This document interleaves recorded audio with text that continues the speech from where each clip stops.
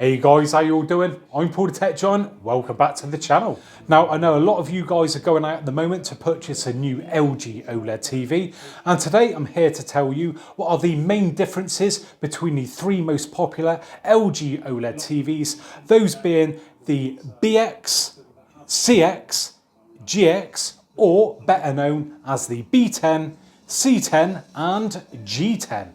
So first off, we're going to start with the LG B10 or BX.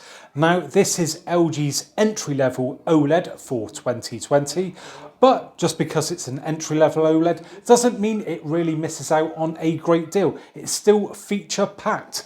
Now, if you're into your gaming, then this is going to be great for you because it does still support HDMI 2.1 and has all the features such as variable refresh rate, auto low latency mode, eARC, G-Sync, FreeSync. So yeah, if you're into your gaming and your next gen consoles, or current gen consoles should I say, so the PlayStation 5, Xbox Series X, this TV is still going to be good to go with those consoles. Now, moving on to the LG C10 or CX, and the advantages that this has over the B10 or BX is the fact that it has 4 HDMIs that are 2.1 compatible. So that's 2 more than the BX. Also, it has the latest processor inside. Now this doesn't make a massive difference, but there is a slight difference when it comes to the quality of lower quality content. It does look slightly better on the CX over the BX. So if you're going to watch maybe older stuff on TV, then you know the C10 may be the better one to go for. But also another thing to note is that the C10 is slightly brighter as well. So if you are going to be putting your TV into a slightly brighter room, then again the C10 may be of an advantage. Also, the C10 does come in a 48-inch size, which may appeal to the gamers.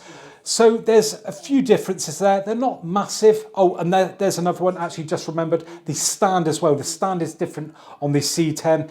It's longer, so maybe not as easy to accommodate as the one on the B10, which it has a smaller footprint, but it is better at projecting the sound out into the room.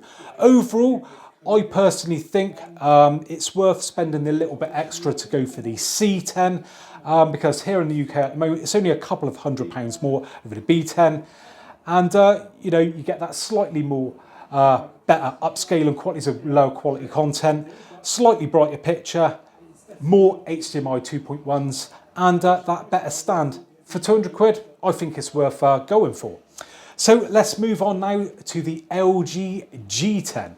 Now, the main advantage of the G10 or Gallery 10 over the C10 is the fact that it is meant to be wall mounted. Now, the good thing about it is that the back of the TV is one uniformed size over the back, where the C10 and B10 is very thin, but then has a big lump. The Gallery one is meant to be wall mounted, and it comes with a wall mount bracket included. So, you know, you're all ready to go. Got that in the box, you can put it up on the wall. It makes it as close as possible when wall mounting it. Downside is that it doesn't actually come with a tabletop stand. So this is only going to be good for you if you are looking to really wall mount it. One other advantage that comes with going for the G10 is slightly better speakers. Now, I've tested out both the G10 and the C10, and I'll be honest, I couldn't really tell a big difference between the two. So I wouldn't really sort of look at it that, you know, you wouldn't necessarily maybe need a sound bar with the G10 over the C10. They're pretty much on a par. It's a very small difference. I'd say the biggest difference is the fact that one can be wall mounted out of the box with that supplied wall mounting bracket, where the other one comes with a stand. Pitch wise, they are going to be identical, but there is quite a bit of a price difference between the G10 and the C10. I think it's around about £600 Don't quote me for definite on that. You just have to go and check online, depending where you are in the world. But it is quite a bit more of a jump than it is from the B10 to the C10 as it is from the C10 to the G10. Hope you're getting all that. I know it can be a bit confusing, but for me personally, out of all three, I think the C10 offers the best sort of value for money.